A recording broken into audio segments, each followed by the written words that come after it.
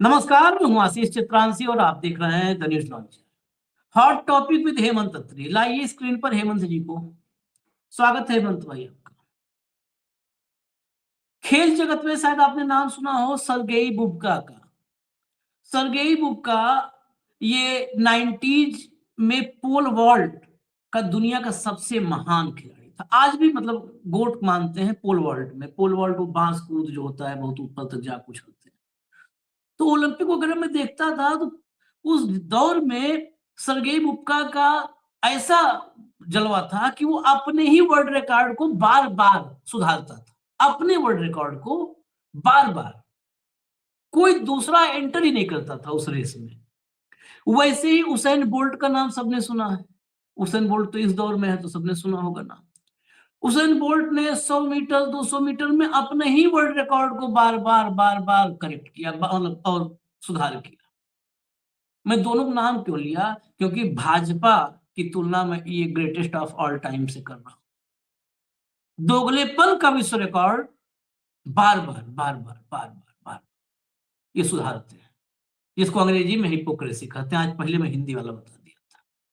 उसका विश्व रिकॉर्ड बना रखा है इन्होंने, और उसमें अपने ही रिकॉर्ड को सुधारते हैं क्योंकि कोई कंपटीशन में है ही नहीं है। कोई कंपटीशन में नहीं है। पहले नंबर, दूसरे नंबर, तीसरे नंबर सब पर यही है। पोडियम पर ऊपर, उसके बगल, उसके नीचे, तीनों पे खड़े होते हैं। गोल्ड मेडल, सिल्वर और ब्रॉन्ज तीनों ले लेते हैं। कैसे? मैं सीधा शुरू करता हूं चीन और मोदी के गुप्त संबंधों पर सवाल से। वही चीन जिसके साथ राहुल गांधी के रिश्ते बता करके ये सालों से ड्रामे करते आ रहे हैं, लेकिन आखिर मोदी और चीन के बीच क्या गुप्त संबंध है? भारतीय जनता पार्टी के दिल्ली वाले जो 7 सितारा दफ्तर है, उस दफ्तर के भीतर से कुछ फोटोग्राफ्स आए, और इन फोटोग्राफ्स के आने के बाद से मैं लगातार, आज धूप भी है, उस धूप में टॉर्च लेकर के अंधभक्तों को ढूंढ रहा हूं। सब गायब है, सब गायब है। प्रेस कॉन्फ्रेंस भी करने वाले नहीं मिल रहे हैं, सब के सब गायब हैं। ये राहुल गांधी के चक्कर में खुद ही ऐसे फंसे हैं। सीधा खबर पर एक एक करके आपको दिखाते हैं। जी भैया लाना शुरू करिए, कुछ स्क्रीनशॉट्स दिखाइए, इनको गौर से देखिएगा, दिमाग में बिठा लीजिएगा। 5 सितंबर 2020, after Pakistan Rahul Gandhi has become the hero of China as well. You are a hero in Pakistan and China but a big zero in India. ये कौन है? संबित पात्रा। चाइना में हीरो राहुल गांधी। आगे बढ़िए। चीन से यारी राहुल गांधी की है खानदानी बीमारी। 16 अक्टूबर 24। चीन से यारी राहुल गांधी की खानदानी बीमारी। देखते चलिए, बस अभी आगे चलिए, आगे चलिए। ये पूरे फुल टाइम जॉब है भाजपाइयों का राहुल को लेके। बेबुनियाद बेफिजूल की बात करना राहुल की आदत बन गई है। राहुल गांधी जी, आपका अहंकार देश से बड़ा नहीं है। राहुल गांधी जी, चीन से आपका क्या याराना है? क्या याराना है चीन से? राहुल गांधी देश की विदेश नीति को कितना समझते हैं, इस पर भी बहस करने की जरूरत है। इसीलिए आज हम बहस कर रहे हैं रविशंकर प्रसाद जी के विशेष अनुरोध पर। आगे बढ़िए। आज की कितनी समझ है किसको विदेश नीति की? राहुल गांधी की नकली मोहब्बत की दुकान में चीनी सामान साफ नजर आने लगा है। चीन के प्रति प्यार दिखता था और भारत के खिलाफ दुष्प्रचार विदेशी जमीन से, विदेशी न्यूज एजेंसियों के माध्यम से प्रोपेगेंडा के तहत होता था। ये अनुराग ठाकुर है। राहुल गांधी की नकली मोहब्बत की दुकान में चाइना का सामान। चलिए आगे बढ़िए, आगे बढ़िए। राहुल गांधी चीन पाकिस्तान के पेड एजेंट की तरह कर रहे बात। सरेंडर शब्द पर भड़की बीजेपी 7 महीने पहले। चलिए। चीन की तारीफ शर्मनाक, राहुल गांधी के बयान पर भाजपा नेता साजिया इल्मी का हमला। अब हो गया। अब जरा ये देखिए हेडलाइन। ये सब पुराना बही खाता था।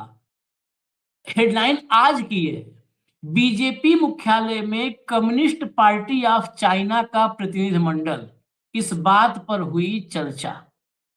भाजपा मुख्यालय में कम्युनिस्ट पार्टी ऑफ चाइना का डेलीगेशन। आगे बढ़िए, आगे बढ़िए।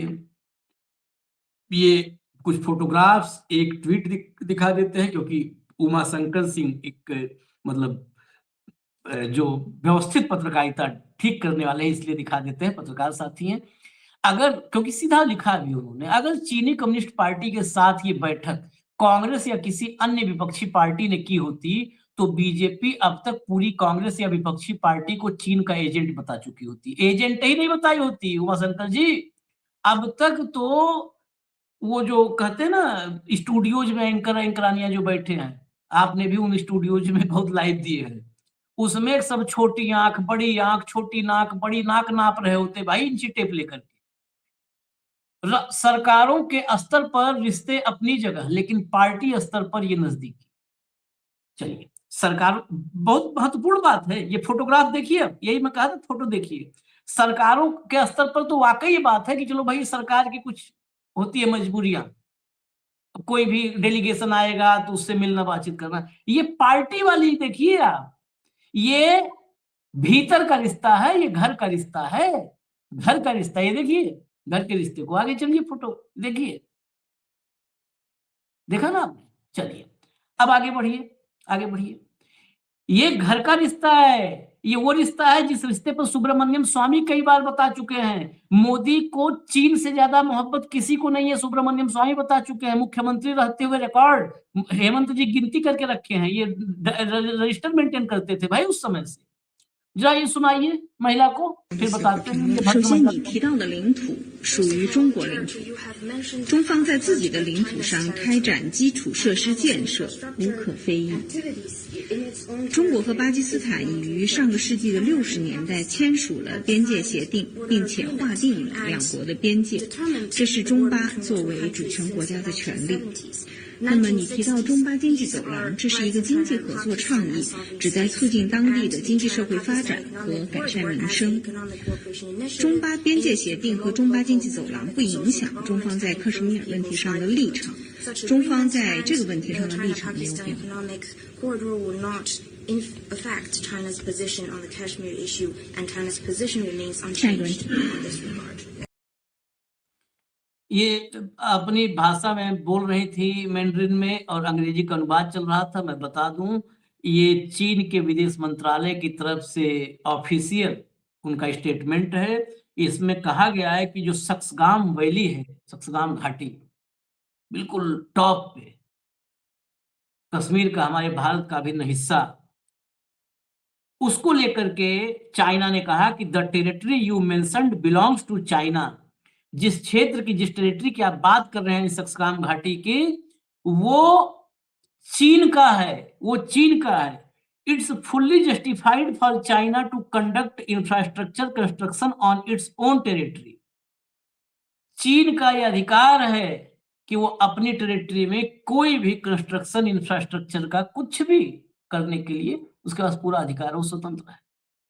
ये ऐसा नहीं है कि पिछले 5 साल पहले का है या पिछली शताब्दी का है या मुगलों के समय का बयान है ना, ये बयान 24 घंटे पहले का है। आज ही ये बयान सुबह-सुबह आया है, मतलब 24 घंटे में भी पूरे नहीं हुए होंगे। कल शाम में बयान की चर्चा शुरू हुई और ये बयान का वीडियो आज देर रात या सुबह तक आया है। ये है चीन की तरफ से, जब हमारे एक और हमारे क्षेत्र पर, हमारे जो है इलाके पर दावा नहीं किया गया, उसने कहा हमारा ही है, वहाँ इंफ्रास्ट्रक्चर हम डेवलप कर रहे हैं और हम करेंगे। तब यहाँ पर घर में लिट्टी चोखा दावत हो रहा है, घर में। आगे बढ़िए, ये देखिए वो इलाका है, ये सक्सगाम वैली जो ऊपर रेड सर्कल में है, इसी की बात हो रही है। आगे चलिए, खबर पे आइए, खबर पे आइए। ये खबर देखिएगा गौर से इसको, और एक-एक लाइन, एक-एक शब्द पढ़िएगा। इस दावे पर जवाब सबसे पहले तो किसका आना चाहिए था? इसमें जवाब आना चाहिए था विदेश मंत्रालय का, और इस पे जवाब आना चाहिए था रक्षा मंत्रालय। हमारे देश में पहली बार हो रहा है कि अब सरकार सो रही है, मोदी जी डमरू बजा रहे हैं और सेना प्रमुख जवाब दे रहा है।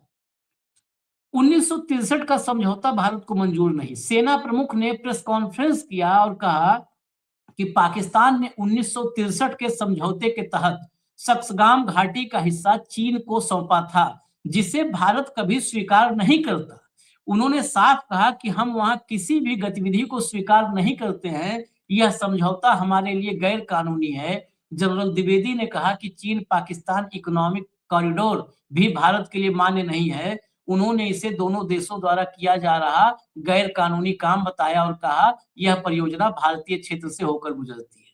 अब इसमें दो इसको अभी लगे रहने दीजिए। यहाँ पर दो बातें हेमंत भाई आप नोट करिएगा, क्योंकि मैं आपसे सब समझूंगा। ये जो जवाब है हमारे यहाँ, इसको हेडलाइन है कि बहुत मुंह तोड़ ही जवाब देते हैं, मुंह तोड़ देते हैं। इसमें आप ये बताओ कि हम स्वीकार नहीं करते हैं।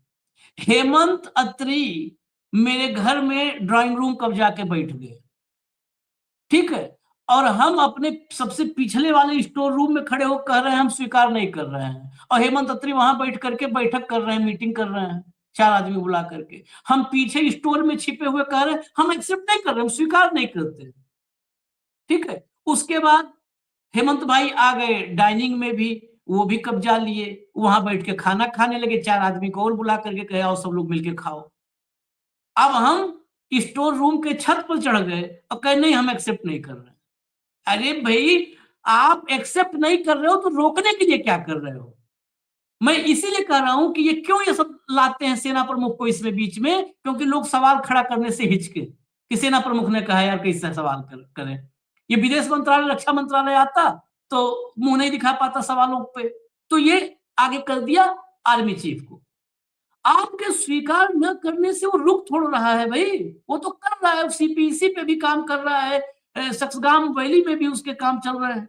चलिए आगे बढ़िए, आगे बढ़िए, आगे बढ़िए।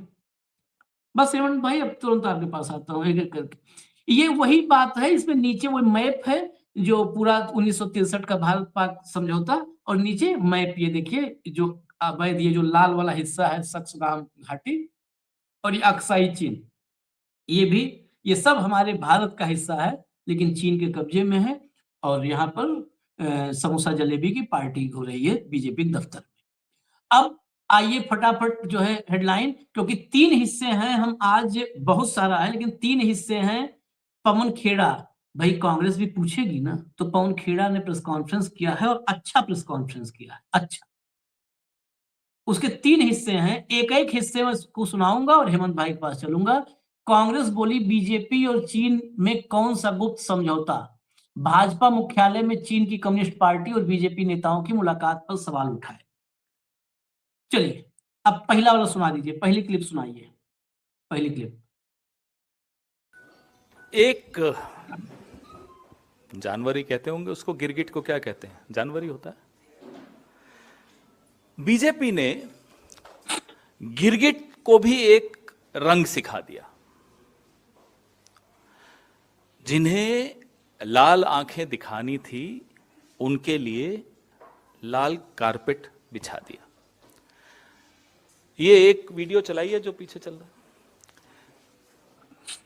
हमें यह दिक्कत नहीं है कि चीन की CPC, communist party of China के लाइजॉन डिपार्टमेंट के जो शीर्ष डेलीगेशन है उनका स्वागत कल बीजेपी के मुख्यालय में हुआ। हमें इस बात की दिक्कत नहीं है। जब बीजेपी विपक्ष में थी तब भी लगातार इनसे मिलती थी, वहां जा जाकर मिलती थी, आरएसएस वाले जा जाकर मिलते थे, ट्रेनिंग लेते थे, ये राम माधव एंड कंपनी। इसकी भी दिक्कत नहीं हमें, क्योंकि आपसी संबंधों में राजनीतिक दल दूसरे देश के राजनीतिक दल से मिलते हैं, उसमें प्रॉब्लम नहीं है। हंसते मुस्कुराते फोटो पोस्ट की इसमें आपको दिखेगी अभी, हमें उसमें भी कोई दिक्कत नहीं। चलिए करिए आप। दिक्कत मीटिंग से नहीं है, दिक्कत संवाद से नहीं है, दिक्कत है भाजपा के दोगलेपन से, दोहरेपन से, ढोंग से, मक्कारी से। दिक्कत इससे है। अरे साहब एमओयू हो गया, 10 साल से बोलते रहे एमओयू हो गया, एमओयू हो गया, और खुद देखिए क्या कर रहे हैं। दिक्कत है कि आपकी बैठकों का नतीजा क्या निकलता है। दिक्कत इससे भी नहीं है कि 9, 10, 11, 12 बार प्रधानमंत्री शी जिनपिंग से मिलते हैं, झूला झूलते हैं, उनके आगे हाथ बांध करके यूं सर झुका के खड़े रहते हैं, उससे भी दिक्कत नहीं है। चलिए ये भी मान लेते हैं, अपना अपना चरित्र होता है, अपनी अपनी रीढ़ की हड्डी होती है, उनकी इच्छा, उससे भी दिक्कत नहीं है। रीढ़ की हड्डी नहीं है, उससे भी दिक्कत नहीं है। दिक्कत है इस सब का नतीजा भारत के लिए क्या होता है। दिक्कत आपकी नीयत में है, हमें दिक्कत आपकी नीयत से है, हमें दिक्कत आपकी इन तमाम बैठकों से जो बंद दरवाजों में होती हैं, उसके बाद जो खामियाजा देश भुगतता है उससे है। यही अगर हमारे नेताओं से मिलते तो ये लोग बोलते देखो देखो ये माओ जेडोंग का रिश्तेदार है भाई कांग्रेस पार्टी, हमारे लिए तो तुरंत सर्टिफिकेट आ जाते हैं, संघ के लिए नहीं आएंगे। वैसे संघ का मतलब क्या है चीन की कम्युनिस्ट पार्टी से मिलना, हमें नहीं समझ में आता। क्या सांस्कृतिक आदान प्रदान हो रहा है, क्या है ये? हेमंत भाई क्या है ये? बस यही सवाल। आशीष भाई नमस्कार, आपको सारे दर्शक साथियों को भी। क्या अजब संयोग कहिए, दुर्योग ज्यादा कहूंगा मैं, कि जिस समय चीन की विदेश मंत्रालय की प्रवक्ता वहां वो बयान दे रही थी, उसी समय यहाँ भाजपा के मुख्यालय में ये गलबैया हो रही थी जो आपने दिखाई थी। ना ये पहली बार है ना आखिरी बार है। संघ और भाजपा लगातार सीपीसी से यहां भी मिलते रहे हैं, वहां भी मिलते रहे हैं। 2009 की आपने दिखाई, उसमें डेट मेंशन करना भूल गया आप। 2009 में थी, 2011 में थी, और लगातार एक्सचेंज। सीपीसी से तो एक ही बात सीख सकते हो आप, जहां तक डेमोक्रेसी का सवाल है, जहां तक मेरी छोटी बुद्धि कहती है, सीपीसी से तो एक ही बात सीख सकते हैं, वन नेशन वन लीडर, या वन नेशन वन पार्टी, या इसके अलावा कुछ सीख सकते हो आप? समझिएगा बात को। आज की तारीख में आशीष भाई जहां ला करके खड़ा कर दिया गया है कि एग्जैक्टली उसी समय विदेश मंत्रालय की प्रवक्ता शक्सगाम घाटी पर लेके दावे कर रही है, और उसी समय यहां पर ये गलबाइयां चल रही है। ये इतनी गंभीर चिंतन का विषय है कि जिसकी आप कल्पना नहीं कर सकते।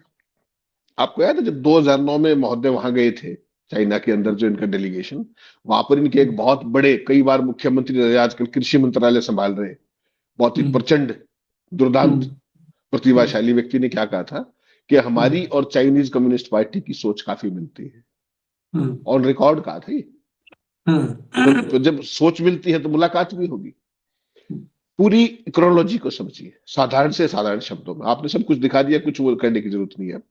गलवान घाटी में जब बिहार रेजिमेंट के 20 जवानों को चीन की फौज ने मारा था, उस समय चीन के खिलाफ माहौल खड़ा करके बिहार में उस पर किसने वोट मांगे थे? किस प्रकार वोट मांगे थे? जैसे पुलवामा नरसंहार के बाद पाकिस्तान के खिलाफ वोट मांगे थे, याद है? पूरी दुनिया जानती है। और देश के सेना के deputy chief Rahul R Singh ने क्या बताया था? ऑपरेशन सिंदूर के दौरान पाकिस्तान की लड़ाई खुद चीन लड़ रहा था, पाकिस्तान सामने था, चीन वेपन टेस्ट कर रहा था। ये मैं और आप नहीं कह रहे, उसी सेना के चीफ, डिप्टी चीफ ने कहा था। 7 महीने पहले की बात है जब चीन के कारण ऑपरेशन सिंदूर को बिना निर्णायक परिणाम के विराम देना पड़ा था। हालांकि आज भी लफाजी होती है, आज भी कहा गया है कि ऑपरेशन सिंदूर जारी है, प्रधानमंत्री जी भी कहते हैं, सीडीएस भी कहते हैं, लेकिन तब इसको किन हालात में किया था? और सबसे महत्वपूर्ण बात जो मैं आज आपके सामने कहना चाह रहा हूं, आप कह रहे हो कि चीन, उसका अमेरिका का कोई रोल नहीं था। वो भाई साहब 65 बार ट्रंप कह चुका है कि मैंने रुकवाया था। एक सवाल दर्शकों के सामने जरूर छोड़ूंगा, अगर प्रधानमंत्री ने संसद में ये कहा ना कि किसी का कोई रोल नहीं था, हम दोनों का मामला था, तो अगर मेरा और आशीष चित्रांशी का झगड़ा था, उसकी सीज फायर की घोषणा मुझे और आपको करनी चाहिए थी या भाऊ को करनी चाहिए थी? 5:36 पे ट्वीट किसका आया था? ट्रंप का। और प्रधानमंत्री सदन में खड़े होकर झूठ बोल रहे हैं कि किसी का कोई रोल नहीं था। एक ही लाइन बोली आज तक। वैसे वो ट्रंप का नाम लेने से भी दिक्कत हो जाती है, लेकिन एक लाइन ये बोली थी कि किसी की कोई भूमिका नहीं थी।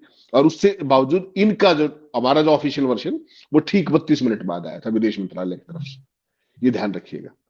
चीन हर वैश्विक मोर्चे पर आशीष भाई भारत के खिलाफ ना केवल वोट देता है, भारत को एम्बेरेस करता है। यूएन सिक्योरिटी काउंसिल में हमारे खिलाफ कितनी बार वीटो का प्रयोग किया है, और किन बातों पे? आतंकी को उसको करने के, सेंश्योर करने के लिए, पाकिस्तान के आतंकियों जान के विरोध करेंगे। चीन ने नेपाल, श्रीलंका, बांग्लादेश और मालदीव में भारत विरोधी सरकारों का गठन करवाकर हमें सीधे तौर पर बार बार रणनीतिक नुकसान पहुंचाया नहीं पहुंचाया। इसके बावजूद भी बीजेपी और आरएसएस की चीन कम्युनिस्ट पार्टी के नेताओं के साथ गलवैया क्या सवाल खड़ी करती है, बता दीजिए। केवल एक ही संबंध है, सिंगल पार्टी रूल लागू करने के लिए चीनियों से गाइडेंस चाहिए और ट्रेनिंग चाहिए।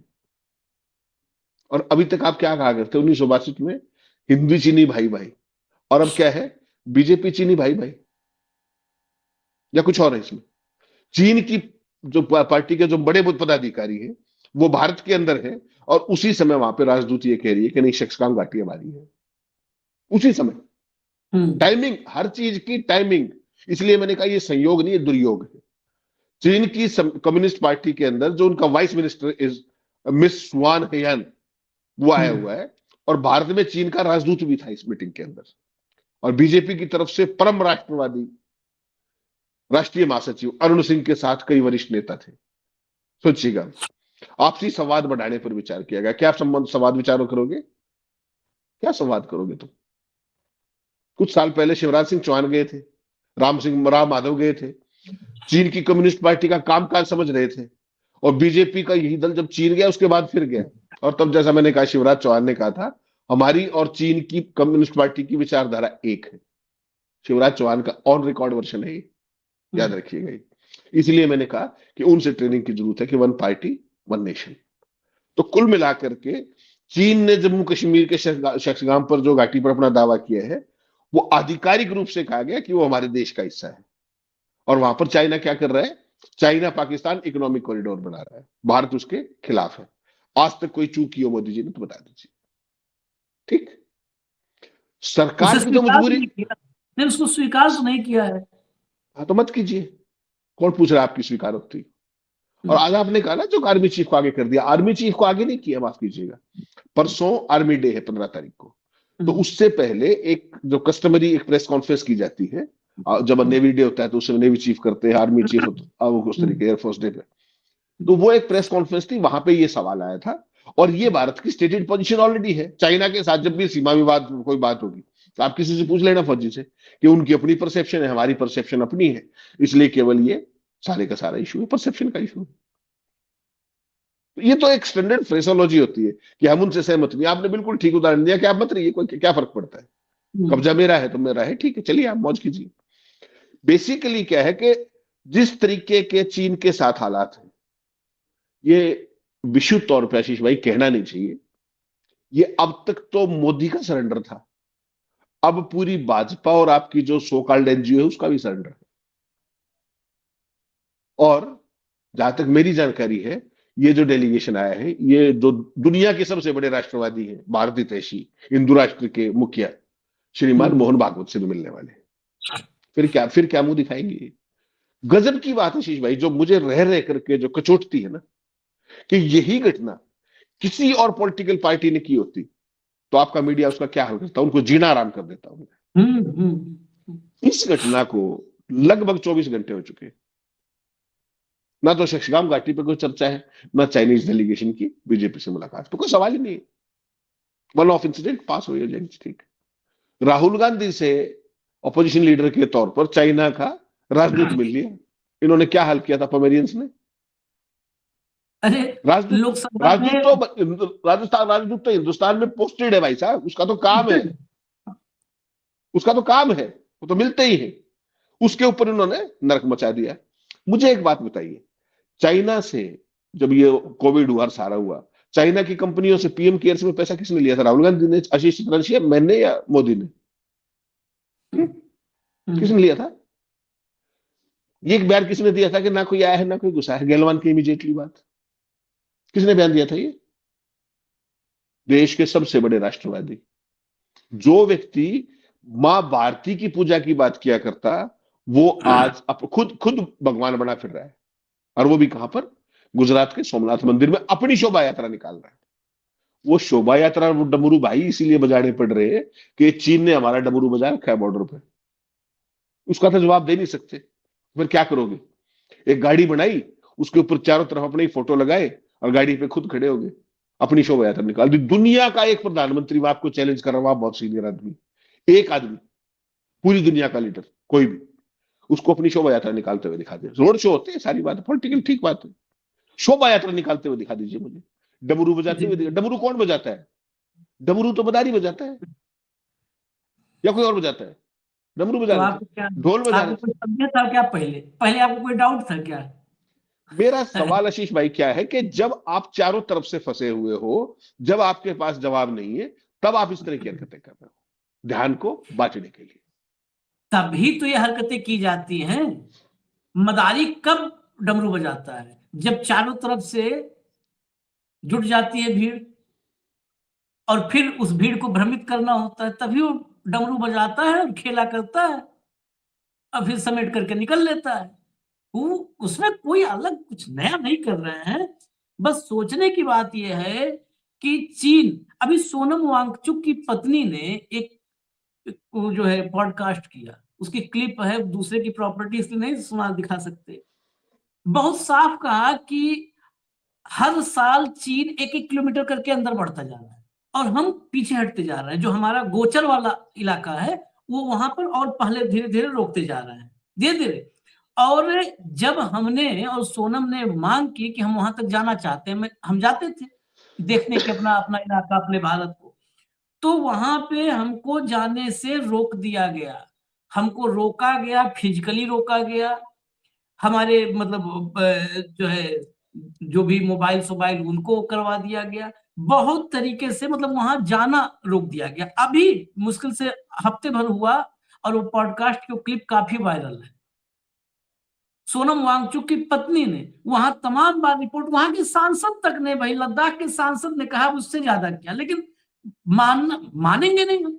कोई कह दे, कोई कह दे हम नहीं मानेंगे, जाओ बात खत्म, हम मालिक है, हम नहीं मानेंगे। ये हालत है। जरा एक और सुनाते हैं, सुना दीजिए भैया अगला, इसलिए मैं कहा था वक्त थोड़ा लेंगे आज, सुनाइए। अब ये मीटिंग हुई साहब, मीटिंग में हम ये जानना चाहते हैं, क्योंकि आप तो सत्ताधारी दल हो, आपसे मीटिंग हुई, आपके मुख्यालय पे मीटिंग हुई, तो हमें ये बताइए कि जो चीन ने हमारे हितों पर कुठाराघात किया है, क्या उस पर चर्चा हुई?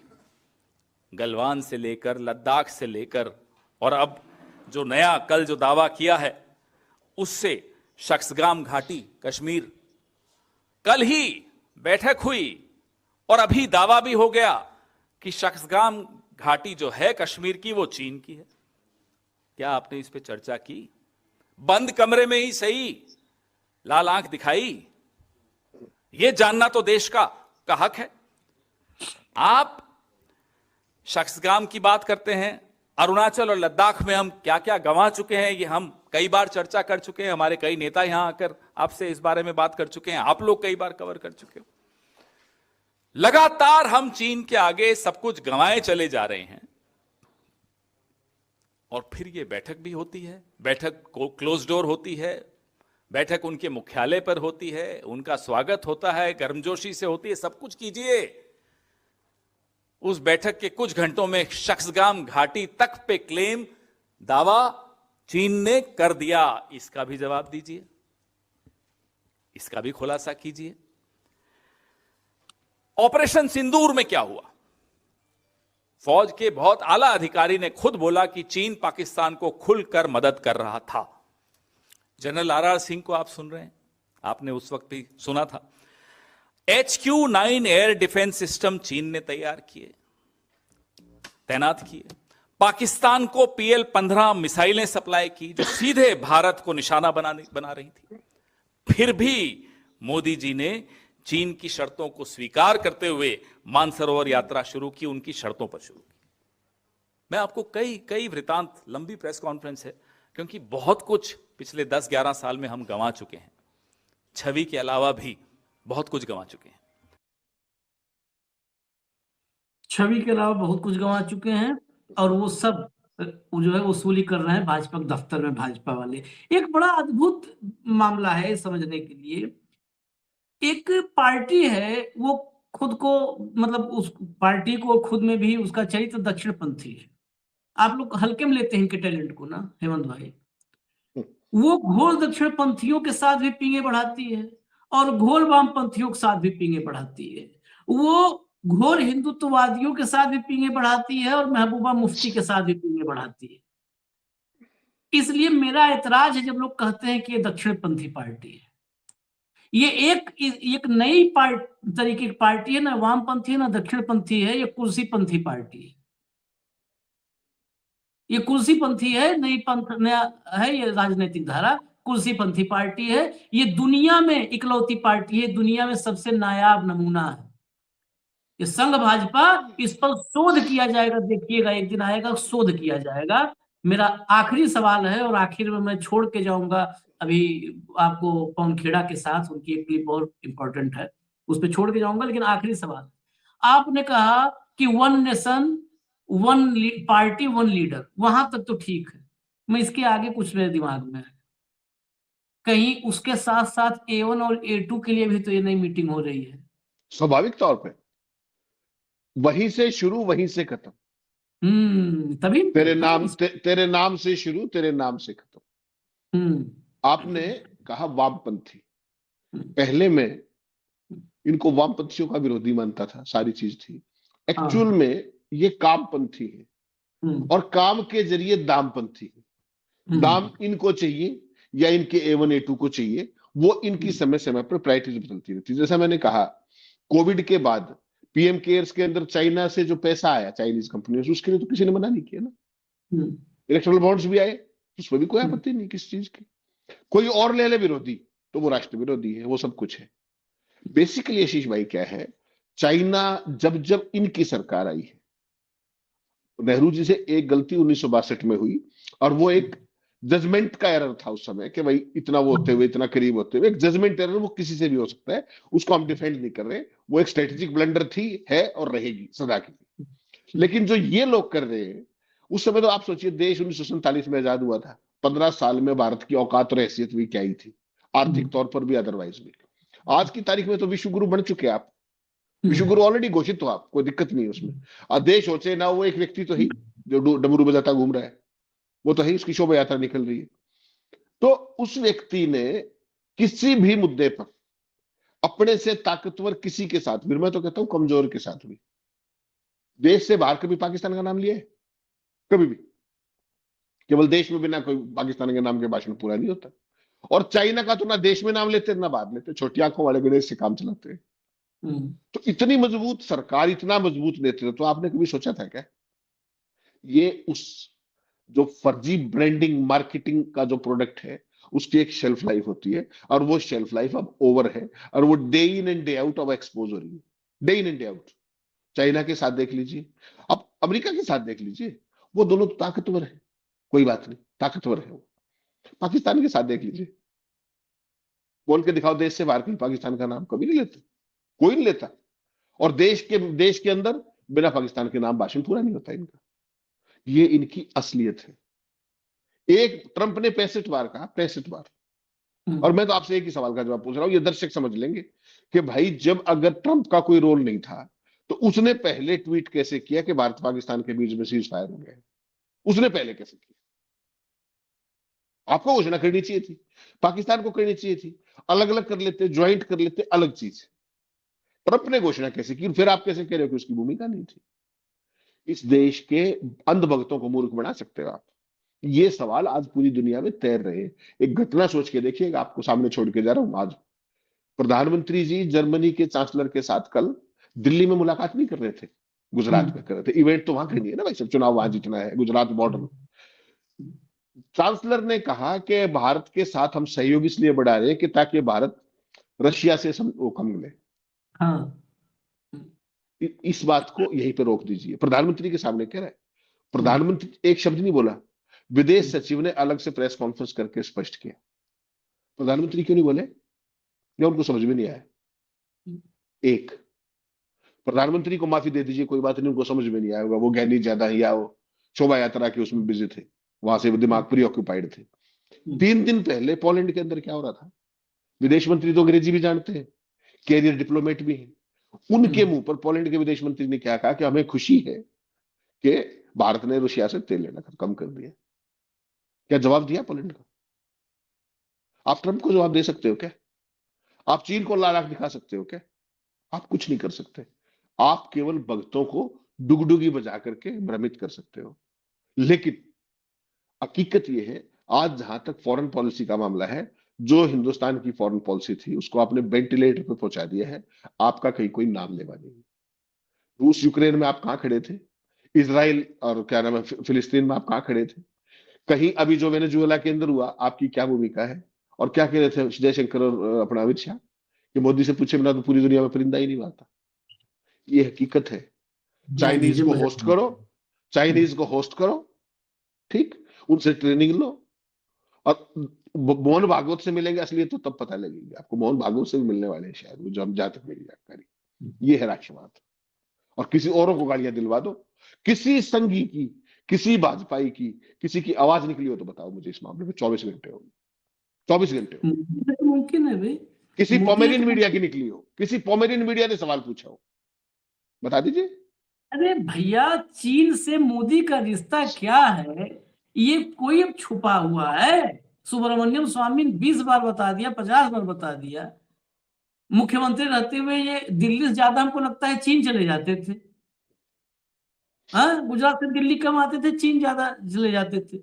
अब इससे ज्यादा क्या कोई कहेगा? आपने एक बात कही है कि वो ट्रंप ने क्यों ट्वीट किया, पहले बार बार आप पूछते हैं सवाल। मैंने पता किया सूत्रों से, सूत्रों से पता किया। उस दिन मोबाइल हैंग हो गया था मोदी जी का। हैंग हो गया था तो कहे अरे यार कोई चेलस बोलो, वो टाइप कर दे। तो ट्रंप ने कहा अरे साहब चेलस क्यों बोलना है, मैं तो हूं ना, मैं करता हूँ टाइप। तो उसने टाइप करके ट्वीट कर दिया था। और कोई नहीं, मोबाइल हैंग हो गया था, उसमें मोदी जी गलती मत दीजिएगा। मोबाइल हैंग हो गया था, मोबाइल हैंग हो गया था, बस मोबाइल गलती है। इजाजत दीजिए हमें, चलते चलते जरा पवन खेड़क तीसरी क्लिप चला दीजिए और पूरी सुना दीजिए। हमें इजाजत दीजिए। धन्यवाद हेमंत भाई, नमस्कार। जो डावाडोल नीति है हमारी चीन के प्रति, ना केवल चीन के प्रति, जो पूरी विदेश नीति की मैं बात कर रहा हूं। अमेरिका ने डांटा तो चीन के पास चले गए, चीन ने डांटा अमेरिका के पास चले गए। कोई बच्चे हो, इधर से डांट पड़ी उधर चले गए, मम्मी ने डांटा पापा के पास चले गए, पापा ने डांटा मम्मी के पास चले गए, दोनों ने डांटा नाना नानी के पास चले गए, दादा दादी के पास। क्या मजाक बना रखा है साहब आपने? ये विदेश नीति है, इसको गंभीरता से लीजिए। ये हम बार बार कहते आए हैं। हमें कहेंगे साहब चीन के झालरों को बैन कर दो, मत खरीदो चीन के झालरों को, और खुद इलेक्ट्रॉनिक क्षेत्र में उनका निवेश मांगेंगे, धौलेरा में उनको जमीनें देंगे। जिस व्यक्ति को तमिल भाषा से नफरत है, प्रधानमंत्री की बात कर रहा हूं, वो जब मुख्यमंत्री थे गुजरात के, तो गुजरात के करिकुलम में, स्कूल के करिकुलम में मैंडरिन भाषा की बड़ी हिमायत करते थे कि साहब गुजरात के बच्चों को मैंडरिन सीखनी चाहिए। तमिल नहीं होना चाहिए, उर्दू तो छोड़ ही दीजिए, मैंडरिन सीखनी चाहिए। भाई क्या रिश्ता है आपका चीन से कि गुजरात के बच्चे मैंडरिन सीखें? क्या रिश्ता है आपका चीन से कि हमें कहते हैं कि झालर मत खरीदो और जम्मू कश्मीर में स्मार्ट मीटर डोंगफैंग नाम की कंपनी से खरीद लेते हैं जो ब्लैक लिस्टेड है? चीन आपके मैप बदलता है, आप बदला ऐप से लेते हो, साहब ऐप बैन कर दो। ये क्या है? मजाक समझ रखा है। चीन आपके फर्टिलाइजर रोक देता है, गांवों में लोग मरे हैं। चीन आपके रेयर अर्थ बेचना आपको बंद कर देता है। कितना नुकसान भारत को उसका झेलना पड़ा। लेकिन आप जरा वो चलाइए, क्लीन चिट वाला वीडियो चलाइए जरा। ये 19 जून 2020 को तो हमें मालूम पड़ा कि नरेंद्र मोदी चीन से कितना डरते हैं। पहले तो ये बात दबी हुई थी, छिपी हुई थी। गलवान में हमारे 20 बहादुर सैनिक शहीद हुए, कोई फर्क नहीं पड़ा नरेंद्र मोदी को। चलाइए क्लीन चिट 20 जून को। यह इतिहास में दर्ज हो चुका है, आने वाली पीढ़ियां माफ नहीं करेंगी नरेंद्र मोदी को, क्योंकि पूरे विश्व को समझ में आ गया कि एक ऐसा व्यक्ति, एक बहादुर देश, एक बहादुर सेना, लेकिन एक ऐसा व्यक्ति प्रधानमंत्री बना है जिसको जरा सा डराओ वो पूरा डर जाता है, थर थर कांपता है, क्लीन चिट दे देता है। एक ऐसा व्यक्ति इस देश का प्रधानमंत्री बन गया है जिसकी तारीफ कर दो माय फ्रेंड नरेंद्र मोदी, कह दे डोनाल्ड ट्रंप, बिछ जाते हैं साहब, पूरे के पूरे बिछ जाते हैं। कोई तारीफ कर दे तो उनकी गुलामी कर देंगे, कोई डरा दे तो हाथ आगे बांध करके सर झुका के खड़े हो जाएंगे। ये बात जब तक राज थी ना, तब तक तो ठीक थी। अब ये राज जब खुल गया, चलाइए जरा, मैं थोड़ा चुप होता हूं, पहले ये सुनिए, वॉल्यूम करिए। न ही कोई गुस्सा हुआ है, न ही हमारी कोई पोस्ट किसी दूसरे के कब्जे में है। ये ऐतिहासिक शब्द हैं। इन शब्दों को सुनने के बाद हम सबका सर उन शहीद सैनिकों के लिए झुक गया कि आपने अपनी जान बलिदान कर दी और ये देश का प्रधानमंत्री। ये बार बार सुनना चाहिए आपको, रोज रात को सुनकर सोना चाहिए, ताकि सुबह खून में उबाल आए और आप पत्रकारिता कर सकें, आपके मालिक कुछ भी चाहें। हमें कहते हैं छोटी आंख वाले गणेश जी मत खरीदो, देश के लिए अलग मापदंड, और खुद बैठकें करेंगे, व्यापारिक बैठकें करेंगे, कंपनीज पर से बैन हटाएंगे, पीएम केयर फंड में पैसा चीन की ब्लैकलिस्टेड कंपनी से लेंगे। भाई क्या मजाक है? मापदंड सबके लिए सेम होना चाहिए।